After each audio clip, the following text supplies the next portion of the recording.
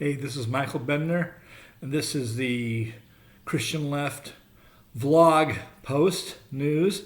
I'm going to get this out there before the Supreme Court actually does something, and they're meeting at 9:30 today, so or they're releasing opinions, and this might be overcome by events, but it still works if Congress does something. Reaches a compromise. So let's get into it. So first, unless Congress enacts a law giving the unborn protections of legal status, states have no power to regulate abortion as a medical procedure. If they were to enact such a procedure, then the question becomes when. I've got a website that talks about miscarriages, and the data cited it is the likelihood of miscarriage, meaning that at this point pregnancies must be registered and all deaths and terminations, including post-stillbirth, investigated with the mother being liable for ordering manslaughter. Note that if one kind of contract killing is exempt, contract killing cannot be a crime. So let's start with 3 weeks, which is 5 weeks around after the last period. The death rate the miscarriage rate is 30%. Now, do you want to have 30% of pregnancies investigated criminally? I don't think so. 4 weeks, it's 25%. 5, it's 19. 6 weeks, 5 days, it's 10. 8 weeks, it's 5.2%. 10 weeks is 2.5%. 14 weeks is 1%, meaning that at that point, out of every 11 terminations, one is miscarriage and 10 would be abortion, because that at that point there's a 10% chance of abortion. 90% of abortions occur in the first trimester before 14 weeks. So that's an important consideration. At 8 weeks, okay, at 16 weeks, it's 0.5%, which means that one out of 100 would be investigated, and then 20 weeks it's 0.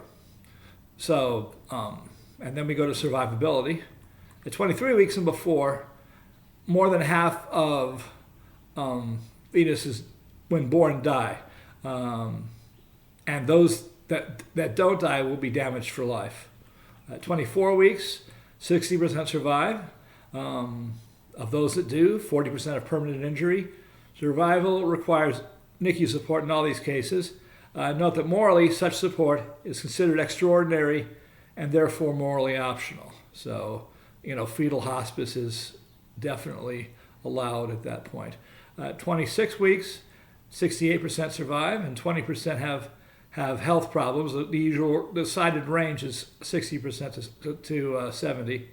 At 28 weeks, between 80% and 90% survive, with great care. It's been measured at 94 or between 98, and again 10% have health problems. Between 30 and 32 weeks, 99% survive. The third trimester starts at that point. These children are late preterm or late preemies. After 33 weeks, 100% survive, and the law considers all of these children as people for the purpose of Roe. So where do I stand? I want no parent, zero, grieving a miscarriage to be interviewed by any coroner, any detective, or any overzealous pro-life prosecutor who graduated from Ave Maria or Liberty law schools, to get their bona fides by building an abortion prosecutor brand for their congressional campaign. So 20 weeks. After 20 weeks, only induced labor and fetal hospice would be allowed. No slicing and dicing, no DNX or DNC. Regardless, no child who is to be stillborn has a right to life at the expense of his or her mother's health. should be taken as soon as possible for that reason, because the later in the pregnancy a birth occurs, the more danger it is for the mother.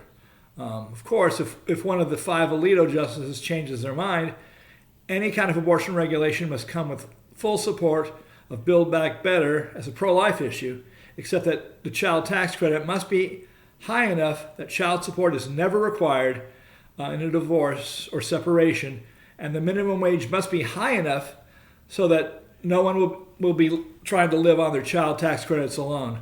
But work must pay. Daycare must also be free to employees, although Congress should pass tax credits for employers to offset these costs, at least partially. Anyone with under a 10th grade education or 10th grade literacy in English, not just the education, should only have one job, and that's getting literate at that level. They should be paid at the minimum wage for going to school, with child tax credits as well. That includes ESL students, English as a second language, who must be eligible regardless of their immigration status. To be considered pro-life, supporting these issues must be considered mandatory by the Catholic bishops. See another article that I'm going to talk about tape today about the current pro-life Putinist agenda. And that's it for number 1. There are 3 more that have been written and will be recorded post Alito draft.